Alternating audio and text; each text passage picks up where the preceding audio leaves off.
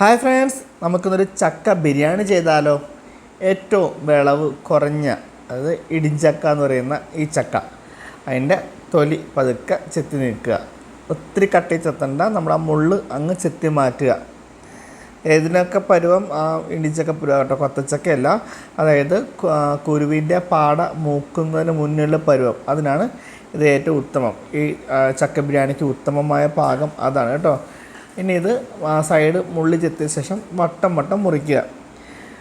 അപ്പോൾ ഗുണം എന്താ വെച്ച് കഴിഞ്ഞാൽ, നമ്മൾ ചെറിയ പീസാക്കുമ്പം പുറത്തെ ആ മടൽ ഭാഗവും വേണം, നടുക്കത്തെ ആ കൂഞ്ഞിൽ ഭാഗവും വേണം ഓരോ പീസിനകത്തും.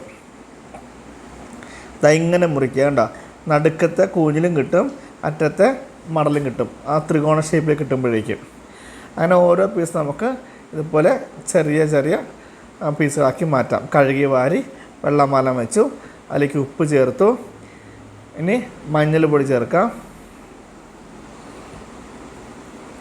അതിലേക്ക് നമുക്ക് പിരിയമുളക് പൊടി, അല്പം നിറത്തിന് വേണ്ടിയിട്ട് മുളക് പൊടി ചേർത്ത് കൊടുക്കാം. നന്നായി ഒന്ന് തിരുമ്മി പുരട്ടി വയ്ക്കാം. കഴുകി എടുത്തുകൊണ്ട് ആ ചെറിയ വെള്ളമയം കൂടി ഉണ്ട്. അപ്പോൾ അതൊന്ന് ഈ മുളക് പൊടിയും മഞ്ഞൾ പൊടിയും ഉപ്പ് പൊടിയും എല്ലാം കൂടി ഈ ചക്കയുടെ ഇതിൽ നമുക്ക് പിടിച്ചിരിക്കും. ഒരു 5-10 മിനിറ്റ് റെസ്റ്റ് ചെയ്താൽ വെച്ചാൽ അത്രയും നല്ലതാണ്. അതിനുശേഷം നമുക്കത് നമുക്ക് ആവിയിൽ വേവിക്കണം.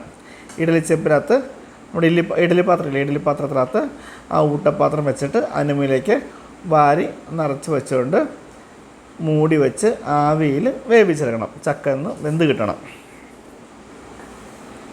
അപ്പോൾ എല്ലാം ഒന്ന് വാരി വയ്ക്കാം. ചക്കയായി മൂടി വെച്ചിട്ട് നമുക്കൊരു 10 മിനിറ്റ് വേവിച്ചെടുക്കാം. ആ സമയത്ത് നമുക്ക് അരിയുടെ കാര്യം നോക്കാം, ചോറിൻ്റെ കാര്യങ്ങൾ നോക്കാം. അപ്പോൾ നമ്മൾ വെള്ളം തിളയ്ക്കാൻ വെച്ചിട്ടുണ്ട്. അതിനകത്തേക്ക് ഏലക്ക, പട്ട, ഗ്രാമ്പു, തക്കോലം, കുറച്ച് പെരുംജീരകം, കുരുമുളക് ഇട്ട് നന്നായി വെട്ടി തിളച്ചുമ്പോഴേക്കും ഇന്ത്യ ഗേറ്റിൻ്റെ വൈറ്റ് സെല്ലർ റൈസ്, നമ്മുടെ നീളമുള്ള ബിരിയാണി അരി, ബസ്മതി റൈസ് എന്ന് പറയും, അത് കഴുകി വാരി നമുക്ക് ഇട്ട് കൊടുക്കാം. അന്ന് തിളപ്പിച്ച് ഊറ്റാം. ആ സമയത്ത് നമുക്കിവിടെ തിളച്ചു നമ്മളുടെ ചക്കയും കൊണ്ട് നോക്കാം. ചക്കയും വേവായിട്ടുണ്ട്. അപ്പോൾ രണ്ടും ഏകദേശം ഒരേപോലെ നടന്നിട്ടുണ്ട്. കണ്ടോ, അരി ഇവിടെ ആയി, ഇപ്പുറത്ത് ചക്കയും വേവായി. ചോറ് കൂറ്റി നമ്മൾ വെച്ചു. ഇനി നമുക്ക് അവസാനം ചേർക്കാനുള്ള സവാള പൊരിച്ച് വരത്തില്ലേ, ബിരിയാണിയുടെ മുകളിൽ ഗാർണിഷ് ചെയ്യാൻ വേണ്ടിയിട്ട്, അലങ്കരിക്കാൻ വേണ്ടിയിട്ട്, അതിനുള്ള സവാള നമുക്ക് വറുത്ത് കോരി മാറ്റാം.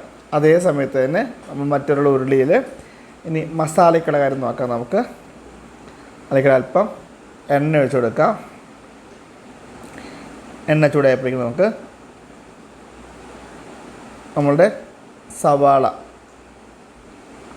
ഇത് അതിൽ മൂത്ത് വരുന്നുണ്ട്. ഇത് കോരിയിട്ട് നമുക്ക് അപ്പുറത്തേക്ക് പോകാം. ഒരേ ഗ്യാസിൽ 2 അടുപ്പിലാണ് ചെയ്യുന്നത്. അപ്പോൾ സവാള കോരിടുന്നുണ്ടെങ്കിൽ നമുക്കിത് വറുത്ത് കോരുകയും ചെയ്യാം.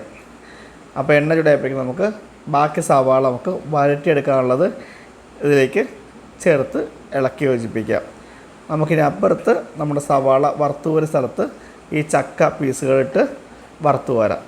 നമ്മൾ വേവിച്ചെടുത്തേക്കണ ചക്ക പീസ് ജസ്റ്റ് ഒന്ന് എണ്ണയിൽ വറുത്ത് കോരാം. ചിക്കനൊക്കെ വറുത്തെടുക്കത്തില്ലേ, അതുപോലെ.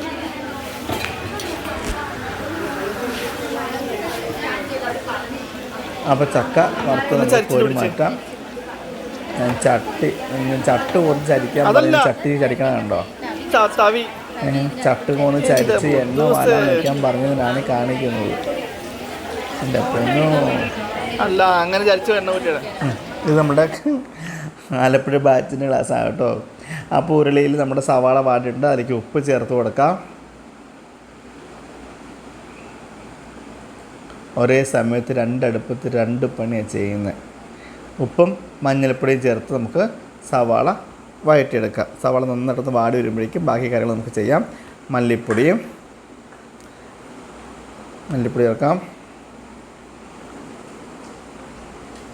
നമുക്ക് ചിക്കൻ മസാല, നമ്മളുടെ ഗിരാഞ്ചീസ് സ്പെഷ്യൽ ചിക്കൻ മസാല, ഒരു 2 ടേബിൾ സ്പൂൺ ഗിരാഞ്ചീസ് സ്പെഷ്യൽ ചിക്കൻ മസാലയും കൂടി ഇതാണ് പാക്കറ്റ് കണ്ടിട്ടില്ലല്ലോ. നമ്മളുടെ ചിക്കൻ മസാലയുടെ പാക്കറ്റ് അതായത് ചിക്കൻ മസാല പൊളി ഐറ്റം. അപ്പം ചിക്കൻ മസാല കുറച്ച് ചേർത്ത് കൊടുത്തിട്ടുണ്ട്. ഇനി അതിലേക്ക് നമുക്ക് തക്കാളി, ഞാനൊരു 4 വലിയ തക്കാളി ചെറുതായിട്ട് അരിഞ്ഞതാണ്. തക്കാളി കൂടി ചേർത്ത് കൊടുത്തിട്ടുണ്ട്. ഇതൊന്ന് വാടി വരട്ടെ. തക്കാളിക്കകത്തുനിന്നുള്ള വെള്ളം ഇറങ്ങും, സവാളയ്ക്കകത്തുനിന്നുള്ള വെള്ളം ഇറങ്ങും. എല്ലാം കൂടി ഒരു നല്ല കുഴമ്പ് പോലത്തുള്ള ഗ്രേവിയും നമുക്ക് ആവശ്യമുള്ള കുരുമുളക് പൊടി കൂടി ചേർത്ത് കൊടുത്തു. നന്നായിട്ടൊന്ന് ഇളക്കി യോജിപ്പിച്ച് ഇച്ചിരി ഇഞ്ചി വെളുത്തുള്ളി പേസ്റ്റും കൂടി ചേർത്ത് കൊടുത്തു. ഇഞ്ചി വെളുത്തുള്ളി അരിഞ്ഞാണെങ്കിൽ നേരത്തെ വഴറ്റണം. ഇത് ഞാനിപ്പോൾ ഇഞ്ചി വെളുത്തുള്ളി പേസ്റ്റാണ് ചേർത്ത് കൊടുക്കുന്നത്. ഇത് നന്നായിട്ടൊന്ന് ആ തക്കാളിക്കകത്ത് വെള്ളമൊക്കെ ഒന്ന് ഇറങ്ങി നല്ല ഒരു പേസ്റ്റ് പരുവത്തിലേക്ക് ആകുമ്പോഴേക്കും നമുക്കിനി കുറച്ച് വെള്ളം ചേർത്ത് കൊടുക്കണം. അതായത് ചക്ക ഒന്ന് വേവണ്ടേ. ചക്ക വെന്തതാണ്, ആവിൽ വേവിച്ചാണ്, വറുത്തതാണ്. എന്നാലും ആ ഒരു ഉടയുന്ന പരുവത്തിലേക്ക് നമ്മുടെ ആ ഒരു ബീഫിലേക്കൊക്കെ എത്തണ്ടേ, ആ ഒരു കൺസിസ്റ്റൻസി വരാൻ വേണ്ടിയിട്ട് അല്പം തിളച്ച വെള്ളം ശ്രദ്ധിക്കണം. ചൂടുവെള്ളം അല്ലെങ്കിൽ തിളച്ച വെള്ളമാണ് നമ്മൾ കുറേശ്ശെ ഒഴിച്ചിടണം. വാരി അങ്ങോട്ട് ഒഴിക്കരുത്. കുറേശ്ശെ ഒഴിച്ച് ഇളക്കി യോജിപ്പിച്ച് വീണ്ടും ഒഴിച്ച് വീണ്ടും ഇളക്കി യോജിപ്പിച്ച് നമ്മുടെ ആവശ്യമുള്ള പരുവത്തിനാക്കിയെടുത്ത ശേഷം വറുത്ത് കോരിയ ചക്ക അങ്ങ് ചേർത്ത് കൊടുത്ത് നന്നായി ഇളക്കി തട്ടിപ്പൊത്തി ഒരു 5 മിനിറ്റ് വേവിക്കണം. ഉണ്ടോ? ഇപ്പോൾ നമ്മുടെ മസാല, ചിക്കൻ മസാലയല്ല, ചക്ക മസാല ഇവിടെ റെഡി ആയിട്ടുണ്ട്. ഇതിലേക്ക് നമുക്ക് മല്ലിയിലയും പുതിന ഇലയും നമുക്ക് ചേർത്ത് കൊടുക്കാം. അപ്പോൾ നമ്മുടെ മസാല ഇവിടെ റെഡി ആയിട്ടുണ്ട്. ഇനി നമ്മളെന്താ ചെയ്യണേ, ചോറിന് ഫ്ലേവർ കൊടുക്കാൻ വേണ്ടിയിട്ട് അല്പം പൈനാപ്പിൾ എസൻസും കുറച്ച് റോസ് എസൻസും കൂടി ഒരു 2 ടേബിൾ സ്പൂൺ വെള്ളത്തിൽ കലക്കിയെടുക്കുക. വേണ്ട, പൈനാപ്പിൾ എസൻസ്, ഇത് റോസ് എസൻസ്.